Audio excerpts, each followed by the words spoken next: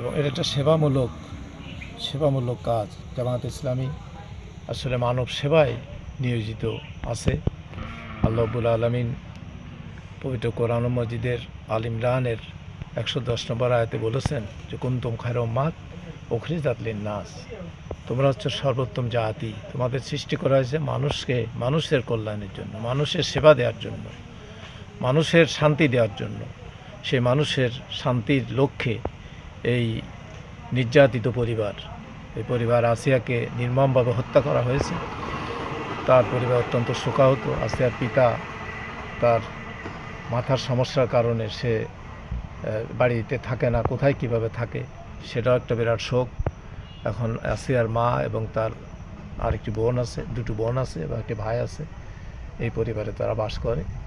এই পরিবারের জন্য সম্মানিত আমিরে জামাত তিনি এখানে এসেছিলেন, এই পরিবারের সাথে তিনি খোঁজখবর নিয়েছেন, সহমর্মিতা তিনি দেখিয়েছেন এবং তিনি এই ঘরটি করে দিয়েছেন এবং এই গরুটি তার নির্দেশে আমরা এই গরুটি এখানে আজকে হস্তান্তর করলাম।